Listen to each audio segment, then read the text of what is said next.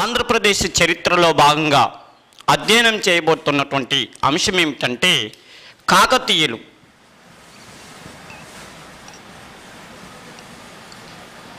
ఈ కాకతీయులు మన ఆంధ్రప్రదేశ్ని 1000 నుంచి 1323 సంవత్సరం వరకు పరిపాలన చేశారు.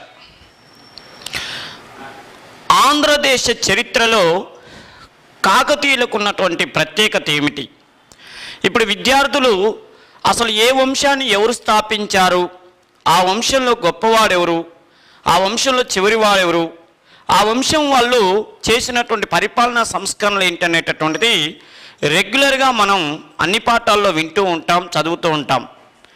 అయితే మనం ఇక్కడ ప్రత్యేకంగా చెప్పుకోవాల్సినటువంటి ఈ టాపిక్ స్టార్ట్ చేసేటప్పుడు మనం ప్రత్యేకంగా చెప్పుకోవాల్సినటువంటి ఒక ముఖ్యమైనటువంటి విషయం ఏంటంటే, మన భారతదేశాన్ని పరిపాలన చేసినటువంటి ప్రతి రాజవంశంలో వాళ్ళకి ఏదో ఒక ప్రత్యేకత ఉన్నది. మరి కాకతీయులకి ఆంధ్రదేశ చరిత్రతో పాటు అసలు దక్షిణ భారతదేశంలో ఒక విధంగా చెప్పాలంటే భారతదేశంలోనే వీళ్ళకు ఉన్నటువంటి ప్రత్యేకత ఏమిటి అనే విషయాన్ని మనం ఒక్కసారి ప్రత్యేకతలు చెప్పుకుందాం. వీళ్ళకు మాత్రమే సంబంధించినటువంటి ప్రత్యేకతలు. అంతేవిధంగా వీళ్ళు భారతదేశానికి తర్వాత పరిపాలన చేసినటువంటి చక్రవర్తులకి ఏ ఏ విషయాలలో ఆదర్శప్రాయులయ్యారు అనే విషయం కూడా ఇప్పుడు మనం ప్రత్యేకతలో చెప్పుకుందాం.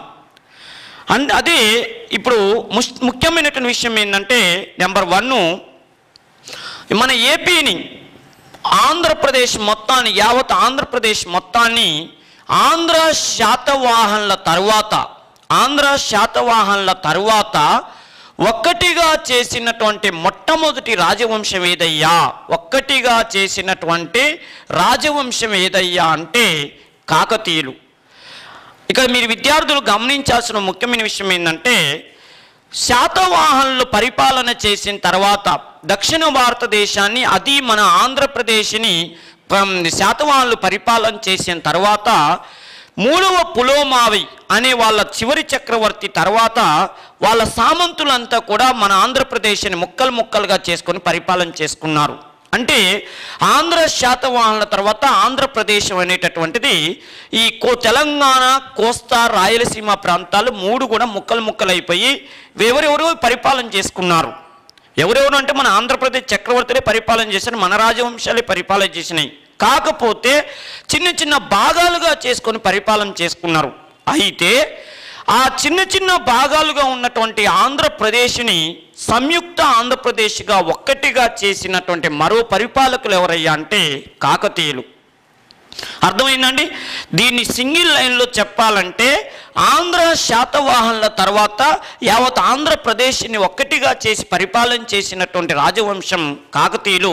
ఇది మన భారతదేశంలో వీళ్ళకి మన ఆంధ్రప్రదేశ్ చరిత్రలో ఉన్నటువంటి ఒక ప్రత్యేకత.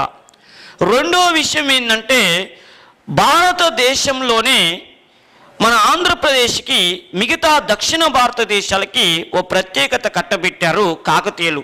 ఏంటంటే, అప్పటి వరకు నార్త్ ఇండియాలో ఒక స్త్రీని పరిపాలకురాలుగా చేసిన ఖ్యాతి ఒక ఢిల్లీ చక్రవర్తులకి, ఢిల్లీ సుల్తాన్లకు మాత్రమే ఉన్నది. అది బానిస వంశ చక్రవర్తులకు మాత్రమే ఉన్నది. 1236 నుంచి 1240 మధ్య కాలంలో రజియా సుల్తాన్ అనే ఆవిడ వాళ్ళ నాన్నగారు అయినటువంటి ఇల్తుత్మిష్ తర్వాత చక్రవర్తి అయ్యారు.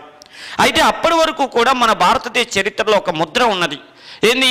ఒక స్త్రీ పరిపాలకురాలిని భారతదేశానికి అందించినటువంటి రాజవంశం ఏంటంటే ఒక బానిస వంశం, అది ఢిల్లీ సుల్తాన్లు, అది నార్త్ ఇండియా అని ఒక ఆలోచన ఉండేది. అయితే ఆ ఒక్క ఆలోచనని చెరిపివేసి దక్షిణ భారతదేశం కూడా ఏమాత్రం కూడా తక్కువ కాదు, దక్షిణ భారతదేశంలో కూడా స్త్రీని పరిపాలకురాలుగా చేసిన గొప్పతనం మా వంశానికి ఉందని చెప్పి నిరూపించినటువంటి రాజవంశం ఏంటంటే కాకతీయులు. అదే మన రుద్రమ్మదేవిని చక్రవర్తిగా చేశారు. రుద్రమ్మదేవి వాళ్ళ నాన్నగారు అయినటువంటి గణపతి దేవుడి తర్వాత ఈమె చక్రవర్తి అయ్యారు.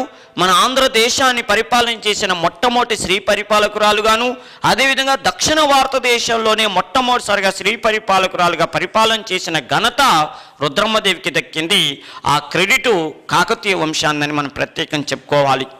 నెక్స్ట్ మూడో విషయం ఏంటంటే మగ సంతానం అంటే వారసుడు అనేవాడు లేకపోతే ఆ రాజ్యాన్ని ఎవరికి అప్పచెప్పాలని చెప్పి ఒక సందేహం ఉండేది గతంలో. ఎవరిని కూడా దత్తత తీసుకునేటటువంటి విధానానికి ఇంకప్పట్లో శ్రీకారం చుట్టలేదు. కానీ వారసుడు పుట్టకపోతే ఎవరో ఒక కుమారుణ్ణి దత్తత తీసుకొని దత్తత స్వీకార పద్ధతి ద్వారా సింహాసనం అప్పచెప్పేటటువంటి విధానానికి అంకురార్పణ చేసినటువంటి మొట్టమొదటి దక్షిణ భారతదేశ రాజవంశం ఏదయ్యా అంటే కాకతీయులు. ఎలా అంటే రుద్రమ్మదేవికి మగ సంతానం లేదు. అందువల్ల ఏమైందంటే ఆమెకి ముగ్గురు కుమార్తెల్లో ముమ్మడమ్మ అని పెద్దమ్మాయి యొక్క కుమారుడైనటువంటి రెండవ ప్రతాపరుద్రుణ్ణి దత్తత పద్ధతి ద్వారా ఆ రెండవ ప్రతాపరుద్రుని సింహాసనం మీద కూర్చోబెట్టినటువంటి ఘనత ఎవరికి దక్కిందంటే రుద్రమ్మదేవికి దక్కింది. అంటే భారతదేశంలోనే వారసుడు లేకపోతే దత్తత స్వీకార పద్ధతి ద్వారా ఎవరినైనా దత్తత తీసుకోవచ్చు అనే విధానానికి శ్రీకారం చుట్టిన రాజవంశం ఏంటంటే మన కాకతీయులు, ఆంధ్రదేశాన్ని వెళ్ళిన కాకతీయులది. నెక్స్ట్ నాలుగో విషయం ఏంటంటే అప్పటి వరకు కూడా భారతదేశంలో చక్రవర్తులు అనేవాళ్ళు రెండు పనులు చేస్తుండేవాళ్ళు. ఏంటంటే సైన్యాన్ని ఆయనే పోషించుకునేవాడు.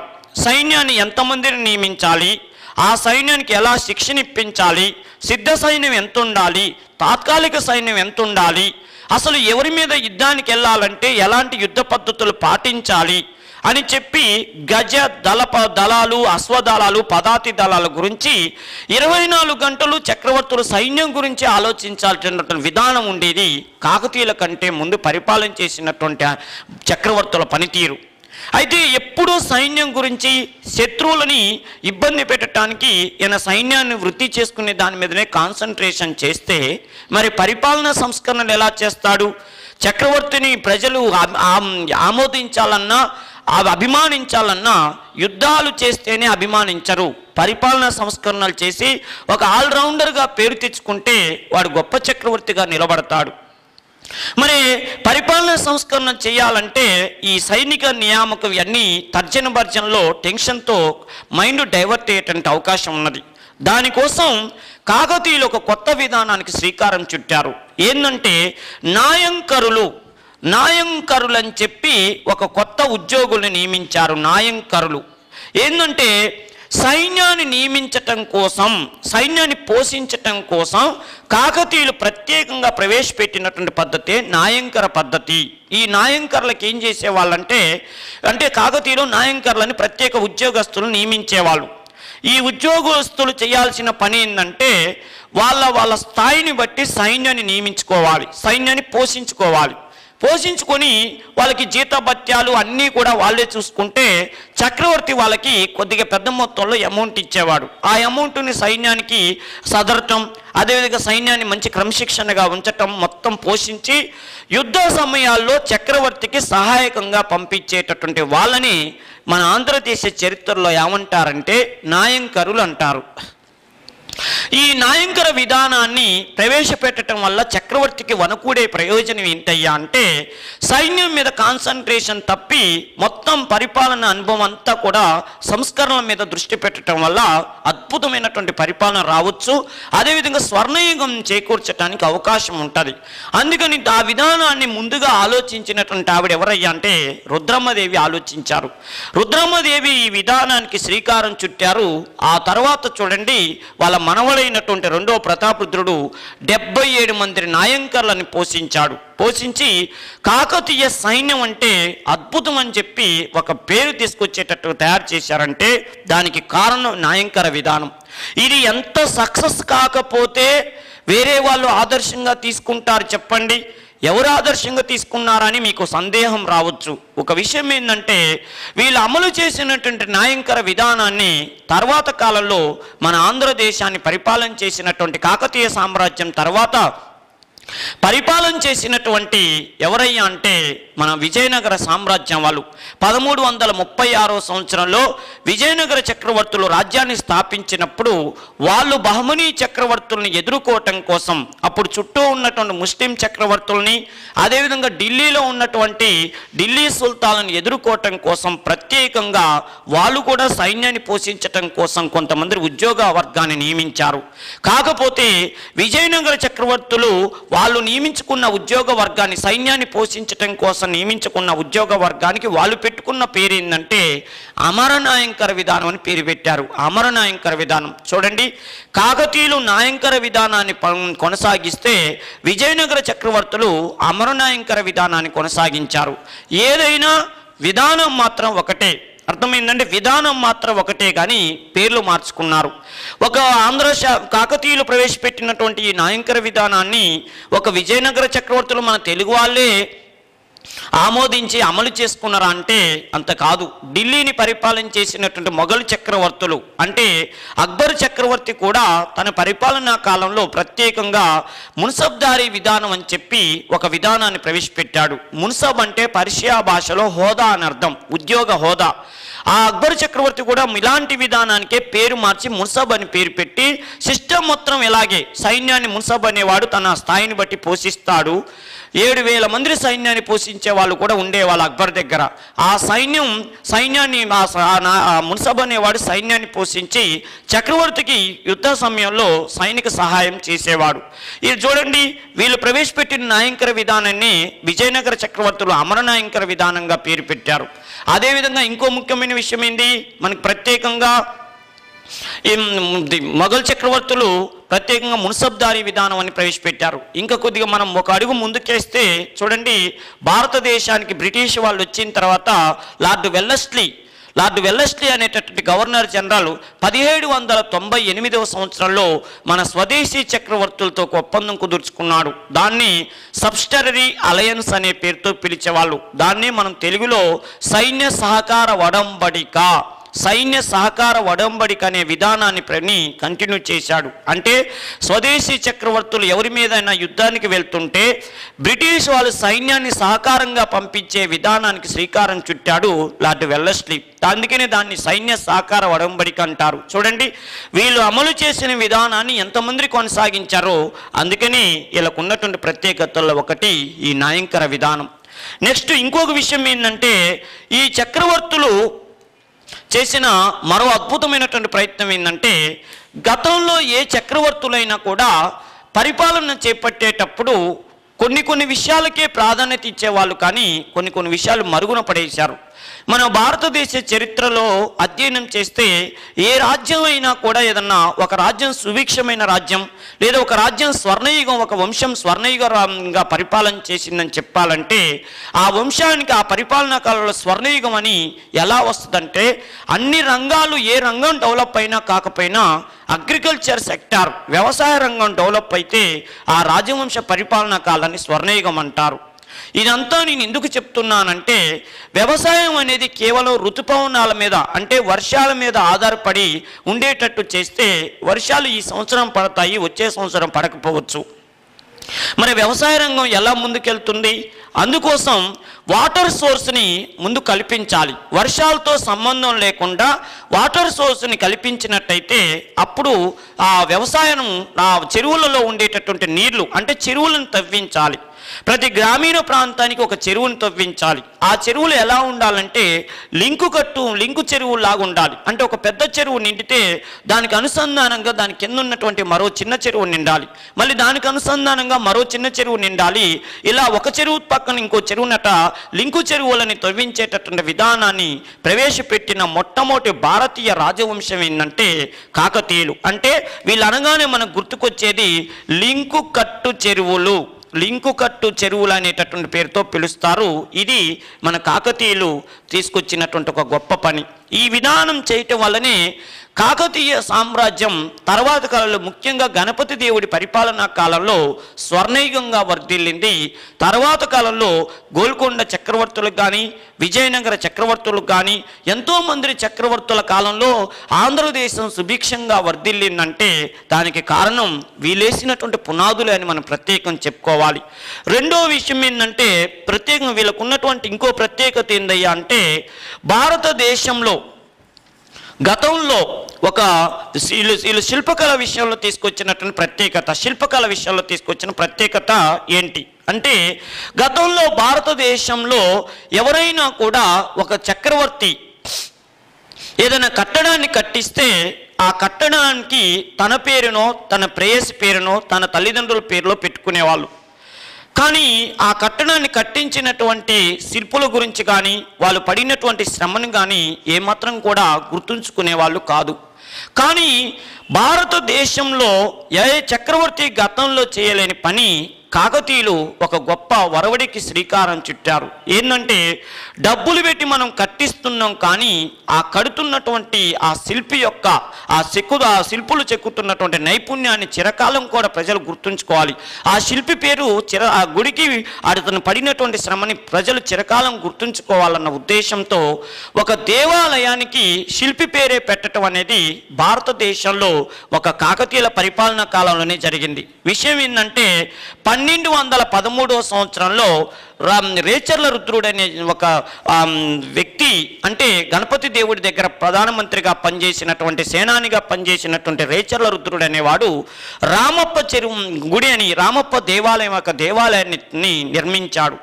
ఈ రామప్ప దేవాలయానికి ప్రధాన శిల్పి పేరు రామప్ప.